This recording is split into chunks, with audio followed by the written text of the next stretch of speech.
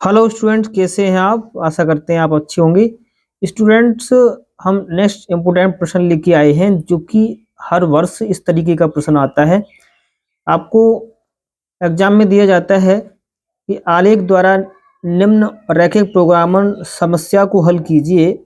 निम्न व्यवरोधों के अंतर्गत, मतलब आपको इस तरीके से व्यवरोध दिए गए हैं। इन x plus Y is less than और equal to 50, 3x plus Y is less than और इक्वल टू 90, और आपको दो और दिए गए हैं कि x इज ग्रेटर देन और equal to 0, y is greater than और इक्वल टू 0। आपको एक फलन दिया है कि z equal to 4x plus y का अधिकतम मान ज्ञात कीजिए। तो स्टूडेंट्स, एग्जाम में आपको अधिकतम की जगह न्यूनतम भी देना पड़ता है। मतलब हो सकता है एग्जाम में आपको यहाँ अधिकतम होगा या न्यूनतम होगा, कुछ भी हो सकता है। ठीक है, तो इसमें आपके दो तरीके की ही आपके जो है प्रश्न आते हैं। या तो आपको अधिकतम मान देखना पड़ेगा कि इसका अधिकतम मान कितना होगा, या आपको न्यूनतम मान देखना पड़ेगा।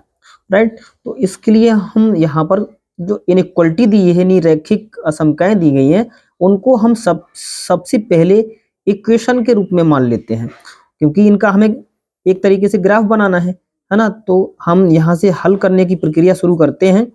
सबसे पहली जो हमें इनइक्वलिटी दी है उसको हम इक्वेशन के रूप में लिखते हैं, x plus y equal to 50, और इसको हम एक नाम दे देते हैं। ठीक है, ऐसी दूसरी है हमारी कि 3x plus y equal to 90, इसको हम नाम देते हैं 2 नंबर। राइट, अब हमने यहाँ पर इनके नाम दे दिए। अब इनके हमें बिंदु निकालना पड़ेंगे, क्योंकि एक तरीके से ये आपकी रेखा को प्रदर्शित कर रहे हैं। ये तो रेखा में तो अनेक बिंदु होते हैं, तो हमें इसको ग्राफ पे अंकित करने के लिए हमें कुछ जो है बिंदुओं की आवश्यकता पड़ेगी, जिससे हम आसानी से ग्राफ को बना पाए, है ना। तो सबसे पहले लेते हैं समीकरण 1 से। समीकरण 1 से हम क्या करें, देखो सबसे पहले हम x बराबर देखो 0 रखते हैं। जब हम x बराबर 0 रखेंगे तो 0 प्लस वाई इक्वल टू 50, और कुल मिला के यहाँ आएगा आपका y इक्वल टू 50, है ना। जब x 0 था तो y का मान कितना आया, 50 आया। मतलब आपको जो बिंदु मिला, बिंदु वो मिला 0,50। राइट, मतलब एक बिंदु मिल गया, है ना। अब अभी आपने x बराबर 0 रखा था तो y बराबर कितना आया, 50 आया। अब हमने मान लिया कि y इक्वल टू 0। ठीक, यहाँ पर हम y इक्वल टू 0 रख दें तो हो जाएगा ये x प्लस 0 इक्वल टू 50। तो यहाँ से आपका निकल आएगा x बराबर 50। मतलब इसके लिए आपका जो बिंदु मिलेगा वो मिल जाएगा हमें 50,0।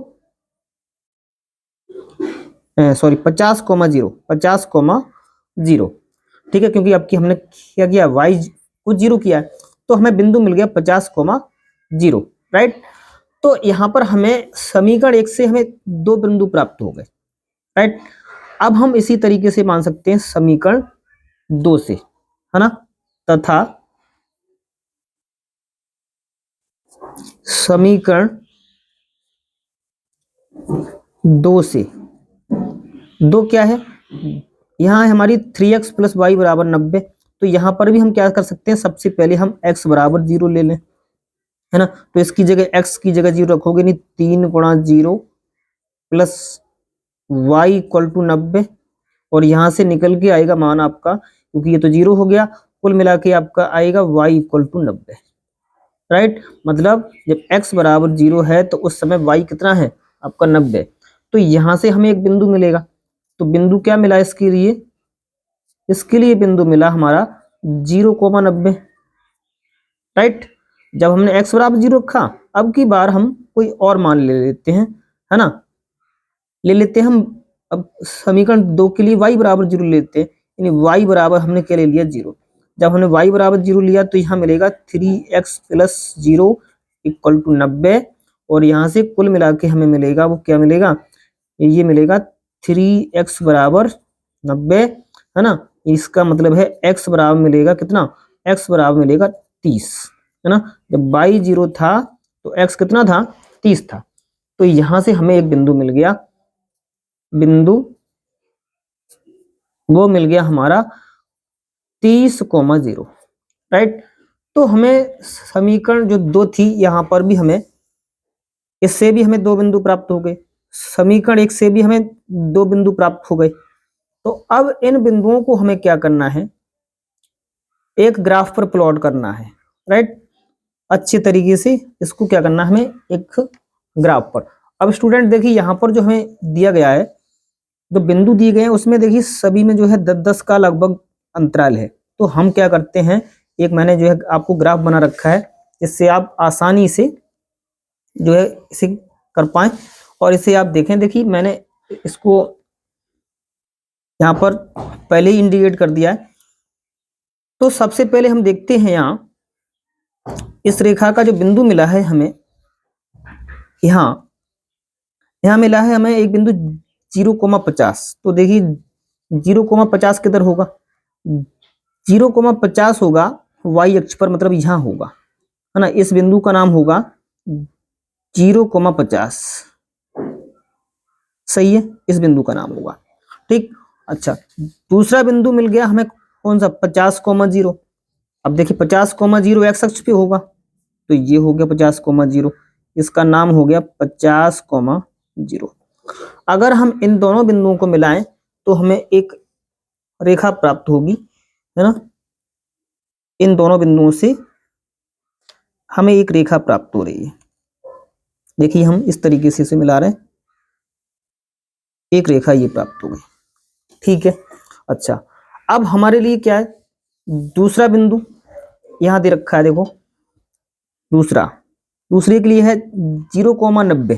तो 0,90 किधर होगा, y अक्ष पर होगा। तो 0,90 देखो समथिंग यहाँ है, यानी इसका नाम होगा 0,90, ठीक।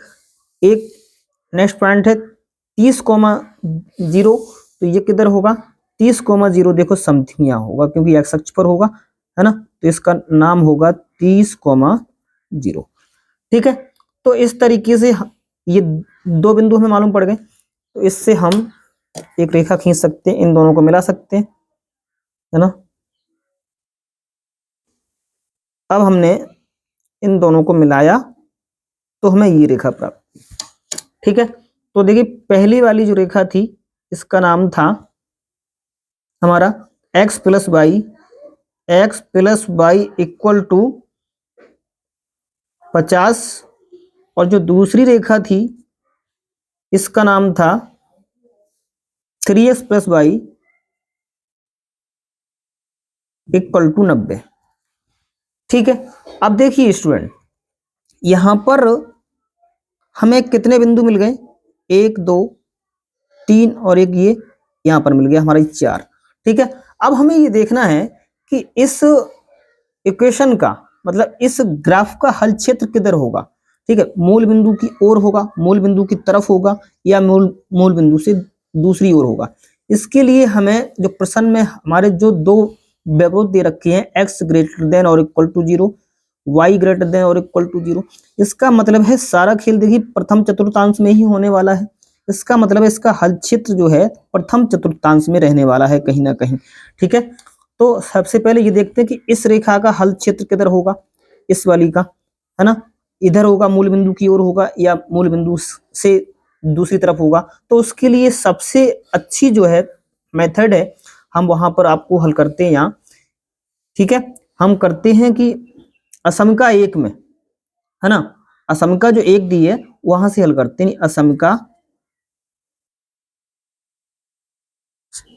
1 से वहां पर हम क्या करें, मूल बिंदु को रख दें, यहाँ पर 0,0 को रख दें, इसमें किसमें रख दें, 0,0 को। तो हम रखेंगे, तो यहां से मिलेगा 0 plus 0 is less than equal to 50, ठीक है। या फिर कुल मिला के आपको मिलेगा क्या, ये 0 इज लेस देन और इक्वल टू 50 मिलेगा। तो यहाँ देखिए क्या है, 0 50 से क्या है, छोटा है या बराबर, लेकिन छोटा तो है, इसका मतलब है ये सही है, ये संतुष्ट हो गया, ठीक है।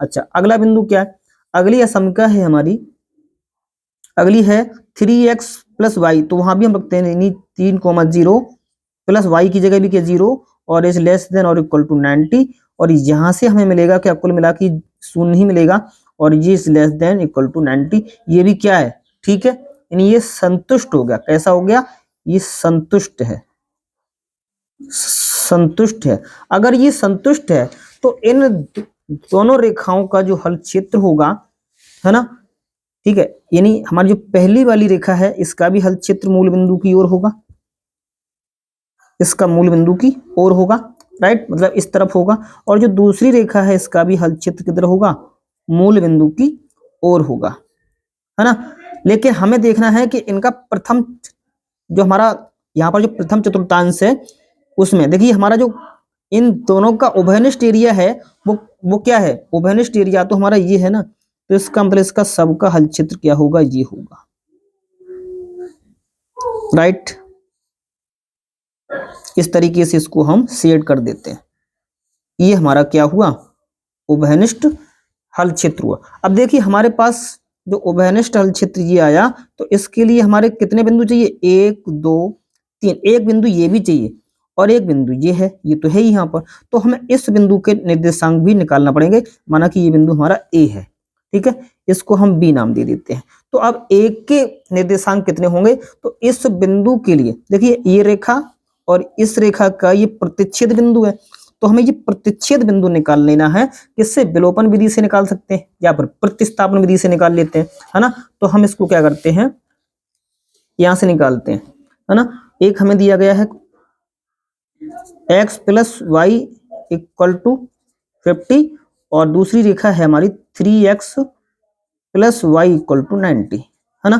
तो यहाँ पर इसको क्या करें, हम सब्ट्रैक्ट कर दें, तो ये माइनस माइनस माइनस, है ना, तो ये दोनों कट गए, 3x में से एक x गया, ये माइनस के 2x बचा और इधर बचेगा माइनस का 90 माइनस 50, अब 40 बचे, माइनस से माइनस कट गया, तो यहाँ से x बराबर कितना आ गया, x बराबर आ गया 20, x का मान 20 आ गया, ठीक है। x का मान उठा के इसमें रख दें हम दूसरी में, x का मान नेक्स्ट में रखेंगे तो ये मिलेगा 20 प्लस वाई इक्वल टू 50, ठीक है, तो y बराबर हो जाएगा 50 माइनस के 20, तो y बराबर मिल गया आपको 30, ठीक है, यानी 50 मिल गया, ठीक है। तो देखिए x का भी मान मालूम पड़ गया और हमें y का भी मान यहाँ पर पता चल गया।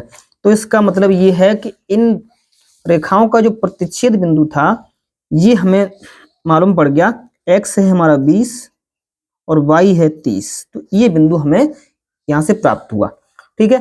तो अब हमारे पास जो बिंदु हो गए सब, एक तो ए बी और इसको नाम दे सकते हैं हम सी पॉइंट, ये वाला, ठीक है, और एक पॉइंट ये हो गया यानी ओ पॉइंट, है ना। तो हमारे पास अब हम बनाते हैं इनके द्वारा एक सारणी बनाते हैं स्टूडेंट। तो हमारे पास सारणी देखिए हमने यहाँ पर जो है बना रखी है, तो बिंदु कौन कौन से हो गए, एक तो बिंदु ओ हो गया, एक बिंदु ए हो गया, एक बिंदु हमारा बी हो गया और दूसरा बिंदु सी हो गया।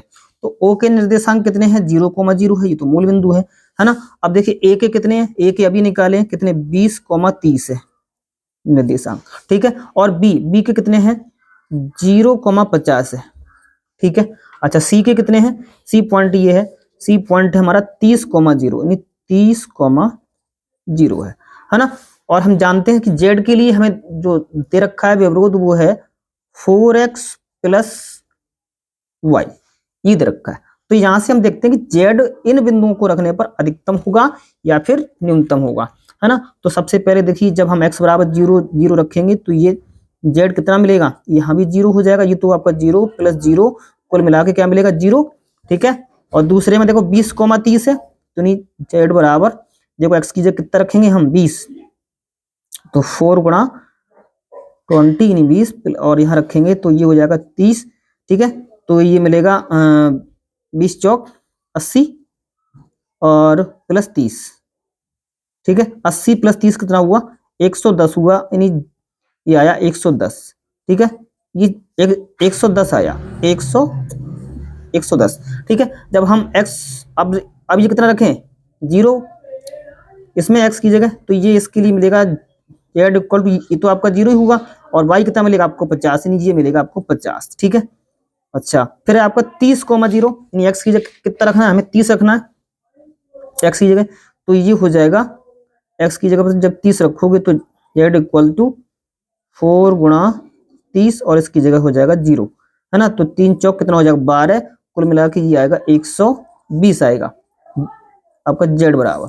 तो स्टूडेंट्स आप यहाँ देख पा रहे हैं हमें 120 मिला, और ये सबसे अधिकतम जो मान है हमारा, है ना, इनमें वो कौन सा 120 है। यानी ये कैसा 120 कैसा है, 120 अधिकतम है, कैसा है, तो यहां हम ले सकते हैं अधिकतम। ठीक है, तो अब इसका जो राइट आंसर है वो किस तरीके से हम इसका लिखेंगे, लिखेंगे कि अतः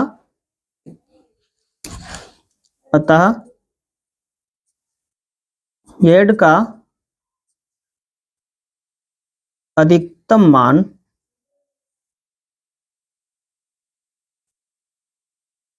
x बराबर 30 और y बराबर 0 पर 120 है, 120 है। तो इस तरीके से यहाँ पर ये क्या आया, हमारा उत्तर आया। यानी हमें क्या करना था, इसका अधिकतमीकरण करना था, तो वो हमारा इस तरीके से आ गया, और ये हमारे क्या रहे, इसके बिंदु रहे। तो स्टूडेंट्स उम्मीद करते हैं कि आपको ये प्रश्न समझ में आया होगा, और इस तरीके का एक प्रश्न एग्जाम में अवश्य आता है, तो इसको आप जो है अच्छे से करें। ठीक है।